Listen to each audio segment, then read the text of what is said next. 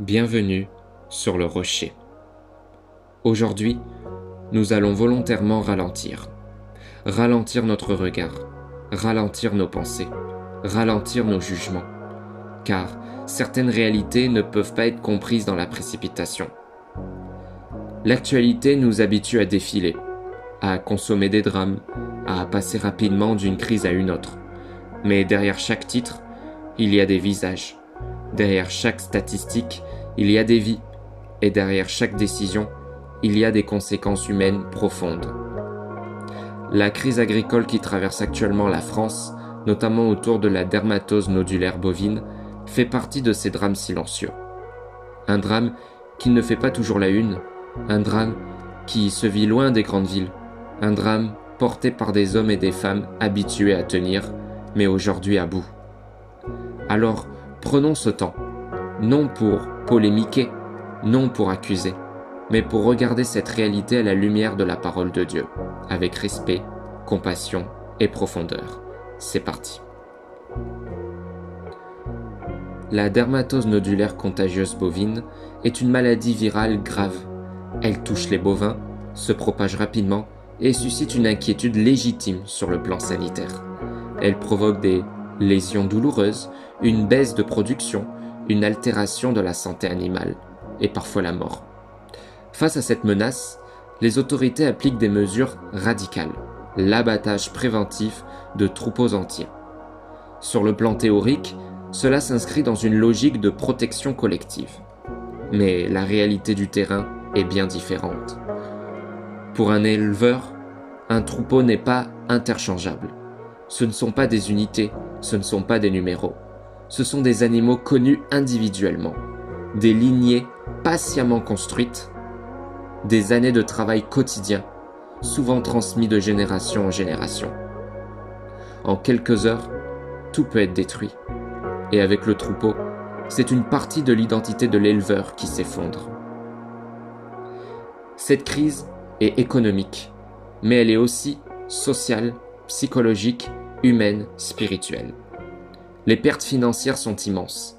Les indemnisations, quand elles existent, ne compensent jamais le temps, l'énergie, l'engagement, ni la souffrance morale. Beaucoup d'éleveurs se retrouvent sans revenu immédiat, avec des charges qui continuent, sans perspective claire et avec un avenir suspendu. La colère qui s'exprime parfois dans la rue n'est pas une violence gratuite, elle est souvent le dernier langage de ceux qui se sentent plus entendus. La Bible nous montre que la colère, lorsqu'elle n'est pas maîtrisée, peut détruire. Mais elle reconnaît aussi qu'elle peut être le cri d'une injustice vécue. Le monde agricole est un monde de silence. Un monde où l'on apprend très tôt à tenir, à se lever tôt, à travailler dur, à ne pas se plaindre. Beaucoup d'agriculteurs portent seuls leurs responsabilités, parlent peu de leur peur et avancent malgré l'épuisement. Perdre un troupeau, ce n'est pas seulement perdre un revenu, c'est perdre un rythme de vie, un lien quotidien avec le vivant, un sentiment d'utilité et parfois même une raison de se lever le matin. Certains parlent de honte, d'autres de solitude extrême, d'autres encore d'un sentiment d'abandon total. Et la parole de Dieu ne détourne jamais les yeux devant ce type de détresse. La Bible révèle un Dieu attentif. Comme il est dit dans Exode chapitre 3, « J'ai vu la souffrance de mon peuple, j'ai entendu son cri ». Dieu n'est pas un spectateur distant. Il est proche de ceux qui ont le cœur brisé. Le psaume 34 nous le rappelle. L'Éternel est proche de ceux qui ont le cœur brisé. Les figures bibliques du berger, du vigneron, du cultivateur ne sont pas choisies au hasard. Elles rappellent que le travail de la terre a une valeur spirituelle profonde. Dieu honore ceux qui nourrissent, qui soignent, qui veillent sur le vivant. La foi n'empêche pas la souffrance, mais elle offre un socle quand tout s'effondre.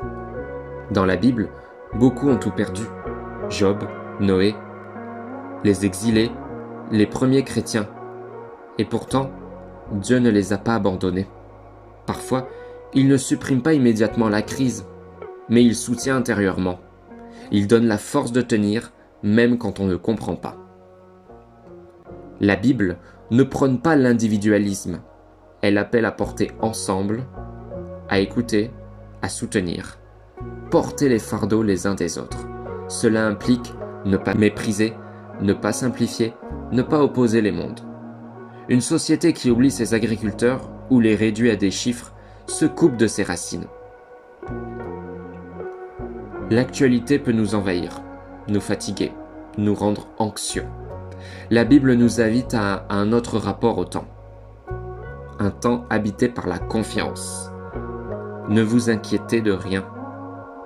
Cela ne signifie pas nier la réalité, mais refuser de laisser la peur régner. Prions ensemble.